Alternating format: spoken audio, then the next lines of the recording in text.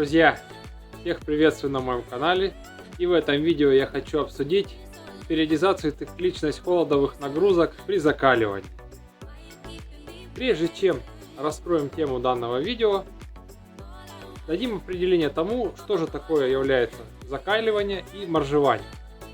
Закаливание – это система мероприятий, направленных на повышение устойчивости организма к неблагоприятным факторам окружающей среды. Целями закаливания являются повышение холодовой устойчивости и выносливости, повышение иммунитета, повышение сопротивляемости болезням, накопление ресурсов организма и повышение адаптационных возможностей организма. Ну и если же определение закаливания и цели закаливания в целом устоялись, то с термином моржевания не все так однозначно. Можно выделить два характерных определения моржевания. Первое – это форма закаливания, основанная на кратковременном погружении в холодную воду в холодное время года. Цели те же, что и у закаливания. А второе определение звучит как зимний вид спорта, зимний вид плавания на определенную дистанцию и на время.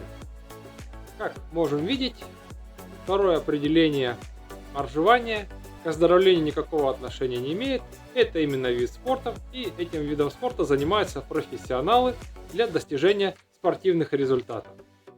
И в этом видео, друзья, под моржеванием мы будем понимать самую сильную по холодовой нагрузке форму закаливания. А теперь я подробнее расскажу о том, какие формы или виды закаливающих процедур бывают. Первый вид – это холодный душ или обливание в квартире. Это самый доступный вид закаливания. Второй, более легкий вариант – это обтирание холодной водой или прохладной водой. Третий более сложный, чем первые два. Обливание на улице на морозе. Обливание происходит холодной водой до 4 градусов. Четвертый вид закаливания, один из самых легких видов, это прогулки и спортивные занятия на улице, в предельном случае на морозе. Пятый вид закаливания – это ходьба на улице без одежды. Как правило, это либо вариант с голым торсом, либо в плавках, шортах или купальниках, но в обуви. Более сложный вариант – это ходьба уже непосредственно босиком по снегу. И самый сложный вариант – это ходьба уже по глубокому снегу. Также со снегом связана процедура такая, как обтирание снегом или же полежать в глубоком снегу. И, конечно же, друзья, самый сложный вид закаливания – это моржевание. Именно в холодной воде до 2 градусов, в морозную погоду. Как правило, это ныряние в проруби. Более простая форма моржевания – это купание в холодной воде 5-15 градусов, когда температура окружающей среды не превышает 15 градусов. В общем, это такая облегченная подготовительная форма моржевания, которая, я думаю, должна использоваться на подготовке к непосредственно сезону моржевания. Приведенный в этом видео перечень видов закаливания не является исчерпывающим. Он может быть дополнен и другими видами. Главная задача этого перечня – показать, какие вообще виды закаливания могут быть. Друзья, при выборе любого вида закаливания необходимо придерживаться следующих основных правил. Нельзя приступать к процедурам, если вы болеете, имеете травмы, имеете переутомление, вы не выспались, или вы голодаете, или вы употребили алкоголь, а также если вы имеете страх перед процедурой. И, конечно же, друзья, в ходе закаливания необходимо придерживаться следующих базовых принципов или подходов. Это чуткость к себе, принцип постепенности, регулярность и периодизация и цикличность. Что же еще хотелось бы отметить по поводу закаливания? Если вы не профессионал и не опытный морж, то ни в коем случае нельзя прыгать в холодную воду. Это может привести к трагическим последствиям, вызвать спазм сосудов, остановку сердца и другие очень неприятные травмы и заболевания. И поэтому Если вы новичок и только-только приступаете к закаливанию, то вы в холодную воду должны входить постепенно и плавно, и тогда все будет хорошо. На мой взгляд, самое главное правило закаливания – это быть чутким к себе, прислушиваться к своему организму и учитывать и принимать его сигналы, чтобы не сделать хуже. Итак, вернемся к принципу постепенности и регулярности. Это понятные вещи, вы постепенно входите в нагрузку, делаете эту холодовую нагрузку регулярно и постепенно ее наращиваете. Ну и наконец-то перейдем к главной теме этого видео – периодизация и цикличность холодовых нагрузок. Почему возникает потребность использования периодизации? С одной стороны, мы должны регулярно давать на организм холодовую нагрузку, а с другой стороны, мы должны наращивать ресурсы организма и устойчивость его к холоду и к болезням. И что же получается, что после привыкания к холодовым нагрузкам может возникнуть желание, например, купаться в проруби ежедневно. Да, организм какое-то время будет выдерживать эти нагрузки, но будет накапливаться холодовый стресс, и вместо накопления ресурсов организма мы будем приходить к истощению этих ресурсов. И в итоге организм будет болеть. Или же рассмотрим другой сценарий. Вы не купаетесь каждый день в проруби, а, например, пытаетесь все дольше и дольше сидеть в проруби. И, в общем-то, у вас первое время будет получаться, а затем у вас начинается опять истощение ресурсов организма, и вы приходите к болезни. Как правило, к болезни приводит не регулярное использование холодовых процедур, а желание достичь рекорда. И вот здесь периодизация и цикличность нам помогут более четко дозировать холодовую нагрузку. Безусловно, несколько купаний в проруби в день – это не лучший вариант. А вот с другой стороны, несколько раз в день выйти босиком на снег или несколько раз за час выйти босиком на снег на 10-15 секунд – это явно будет безвредная процедура и будет иметь накопительный эффект.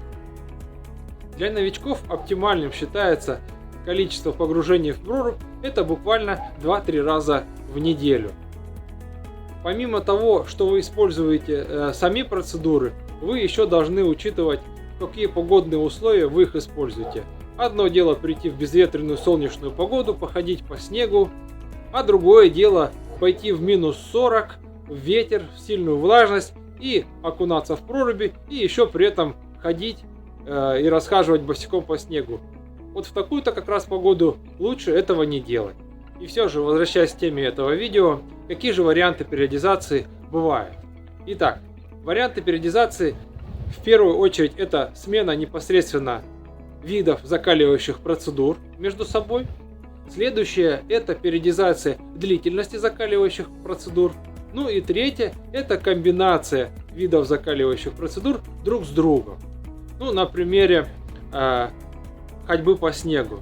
То есть вы первое время ходите 10-20 секунд, потом постепенно наращиваете длительность нахождения до 2-3 минут, и потом какое-то время опять нужно дать организму на восстановление и ходить 10-20 секунд. Это наподобие физической зарядки, только не в силовых видах спорта, а именно в приеме холодовых нагрузок вы чередуете длительность этой нагрузки от короткой, самой комфортной, до более интенсивной, которая заставляет ваш организм работать на пределе своих возможностей. Применительно к проруби мы уже говорили, что количество холодовых нагрузок для новичков не должно превышать 2-3 раз в неделю, это максимум. Более опытные моржи уже могут позволить себе и более частое купание. Ну, а для начинающих все же, еще раз говорю, это 1, 2, ну максимум 3 раза в неделю. Что касательно, например, ходьбы по снегу, то вы можете ходить сначала по 10-15 секунд, 2-3 раза там за час или за день, а дальше же увеличивать количество времени, проведенное на снегу, до 2, 3, 4, 5 и даже 6 минут, но при этом нужно чутко следить за реакцией организма и за состоянием конечностей, потому что они могут замерзать, и ваша задача именно приучить их к холоду, а не обморозить. Итак, когда мы переходим к коротким длительностям, то это сродни некой утренней зарядке, то есть с легкой нагрузки холодовой, которая ни к чему плохому не приведет. И вот такие короткие холодовые нагрузки можно давать чаще и даже их накапливать, суммировать. А вот тяжелые холодовые нагрузки, такие как окунание в проруби, ни в коем случае нельзя делать часто. Например, если уж вы посидели в проруби 2 или даже 3 минуты, то уже через день-два нужно дать организму накопить ресурсы. И непосредственно переходить уже к последующему окунанию в проруби через какое-то время и не стараться каждый раз как можно дольше высидеть в воде. То есть нужно давать организму какие-то короткие холодовые процедуры, такие как прорубь, которые будут длиться буквально 20-30 секунд, минута.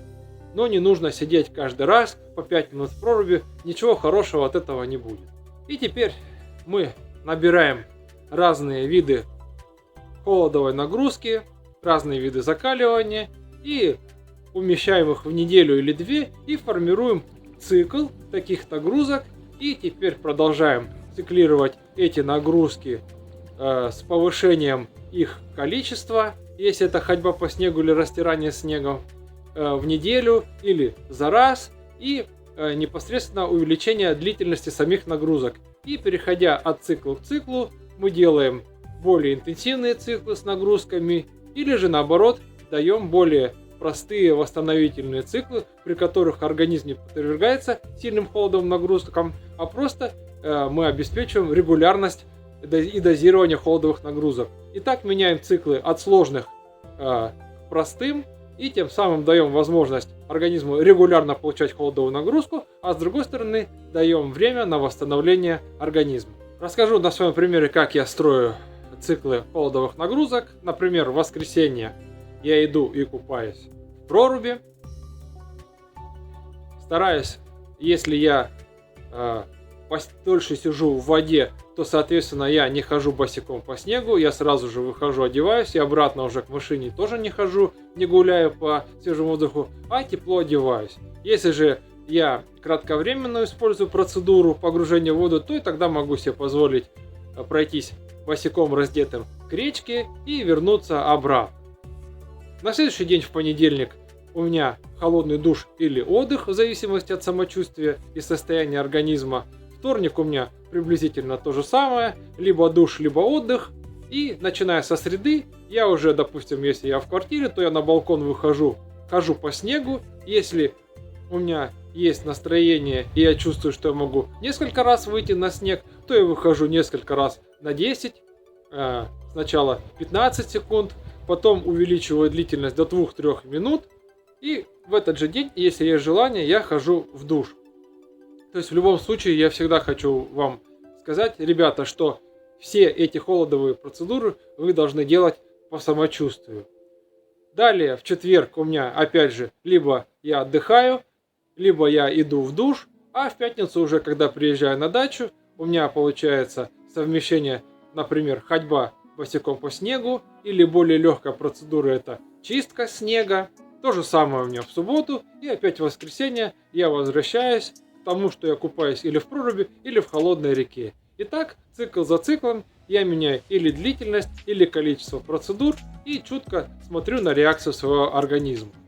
Ну что ж, друзья, надеюсь, вам это видео понравилось, вы себе что-то возьмете полезное из него, и всем успехов, выздоровлений и закаливаний, и до встречи на моем канале.